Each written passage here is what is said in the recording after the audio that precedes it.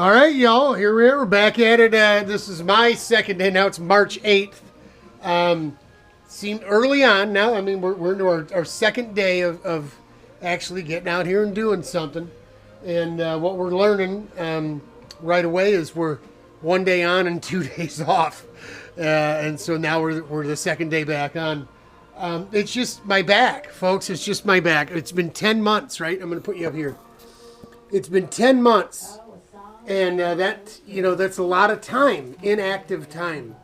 Obviously, you can see I've gained weight. I've gained a little weight,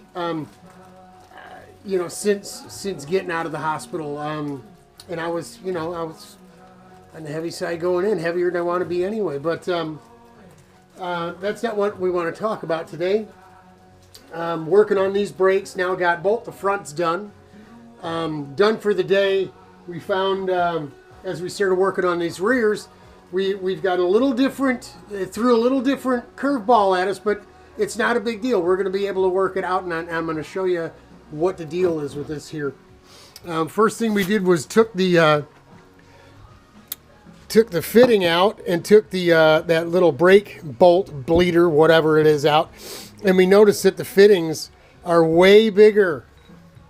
Way bigger. They're quarter inch. The equivalent of U.S. quarter-inch pipe as compared to the 1/8-inch pipe we've been working with, which is your standard American brake line fittings, whether it's plastic line or hydraulic or whatever. It's 1/8-inch pipe. All your fuel tank fittings and stuff here in America, all 1/8-inch pipe. So no big deal. We just happen to have one of these here. This is what we put in the top, in the lid of a Paul Martin master cylinder. We take those plastic caps off. We run the tap through a little bit. We actually epoxy these in, and that becomes, we put the fuel line on, and that becomes our reservoir. We do that because the brake system is generally, we take the springs out. So it's a self-adjusting system, just like your car. You never have to go out and put shims behind the brake pads of your car. It automatically adjusts. As the pads wear out, the fluid level comes down. This little added reservoir just gives us more fluid to be able to use the whole brake pad without having to stop, push the piston in, put a shim behind the pad, and then pump the system back up. What does this have to do with what we're doing now? Well, once we got that fitting out, we went ahead and we have the same problem we have with our 1/8-inch pipe taps, right? Where I told you in the other video how I had to grind one down. With this turned all the way in, I mean, without even putting the tap handle on it, just turn it all the way in. It bottoms out. It bottoms out in here.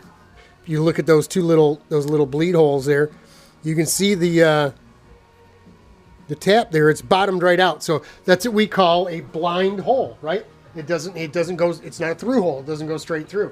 If it went straight through, we could just keep running the tap through until it got to the size of the taper that is the equivalent of these fittings. And like I said, you buy these fittings at a hardware store, every one of them, the beginning the beginning circumference or diameter is going to be the same on every one of them. Some might be a little longer than others that we've noticed. I mean,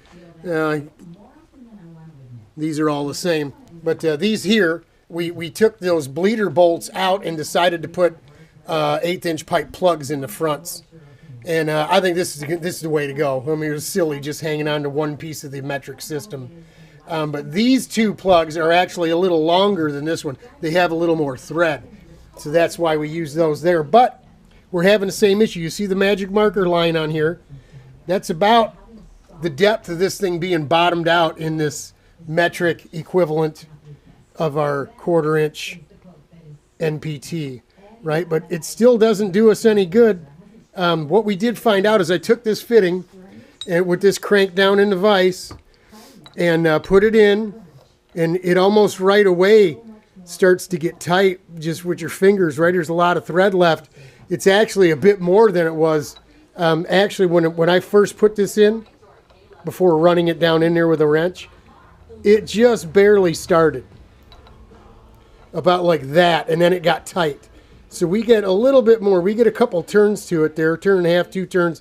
I took the 9/16 wrench and ran it, just giving it a go through, ran it down in, and then took a look at the bottom side, and we still weren't touching yet. Now, what are you saying, Robert? This is a barb fitting. It's a fuel line fitting. You can't use that for brakes. Well, you're right.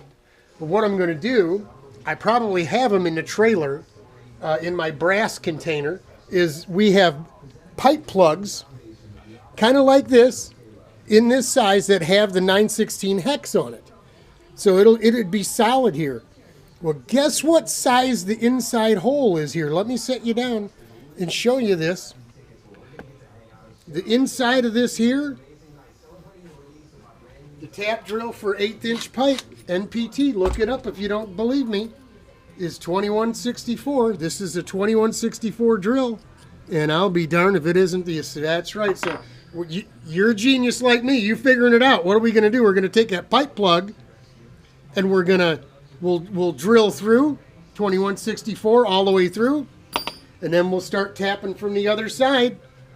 And what we'll end up doing is putting our I don't have one right here handy, but we'll put the American fitting, the 90-degree fitting, into this. We'll put this in the caliper first with our pipe dope, thread dope, and then we'll put our American AN 3-AN fitting in, and so this will end up being a bushing. Can I go to the store and buy a bushing that's 1/4" male by 1/8" female? I bet I can, but I got to go all the way to Utica. Utica is just the other side of Mom's old neighborhood where I grew up. That Ace Hardware store over there has a plethora of stuff, all kinds of cool stuff for fasteners, riv nuts, all kinds of cool stuff that a regular Ace Hardware just doesn't have. My Ace Hardware, just a burnout away from here, up the boulevard, doesn't have this stuff. So I can take an hour and a half driving out, buying my stuff, and driving back. Or I can go over to the trailer, bust 2 pieces out, do a little drilling, a little tapping, bing, bang, boom. I'm already ahead of the game. So that's more than likely what we'll do, is put a pipe plug in that we've drilled through and tapped. We'll put it in first, and then we'll put our 90 AN fitting on. I've already drilled this one for the bleeder, and it fits in there.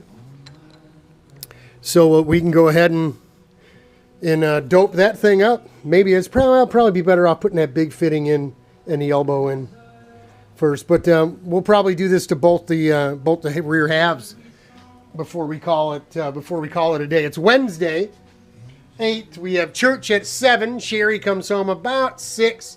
It's about 4:45 right now, and I got to get washed up, and I have my awesome Brussels sprouts to prep, and I do them in the air fryer, and they are to die for.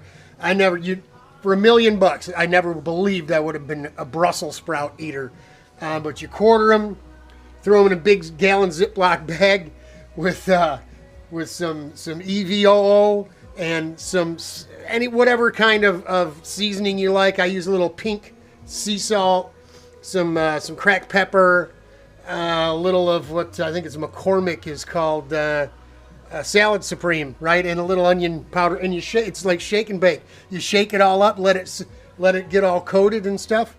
Let it sit for 20 minutes, half an hour, and then put it in your air fryer. And in 20 minutes, you have loose, burnt pieces, almost like a potato chip, and you have nice, soft, yummy Brussels sprouts to go with your marinated chicken that you're cooking tonight. So that's it. Godspeed. God bless.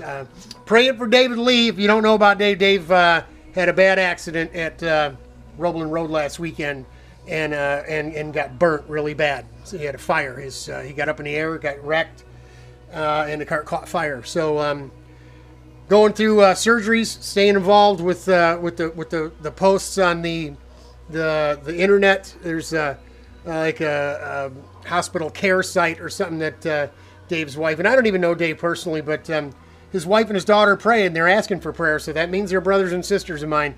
And you should be too. You get in here. I'll put a thing down below. I'll put it up right now. You guys can come jump on church with us tonight, and we do it online. So no excuse. That's it. It'll get better, y'all. We're figuring it out. We'll get this done tomorrow and get the stuff packed up and on the other side of the garage, and we'll get to Rich's clutch. See you next time. I might need 2 days off. Oh. Pray for me, y'all. Godspeed. Hang in there. They're looking good.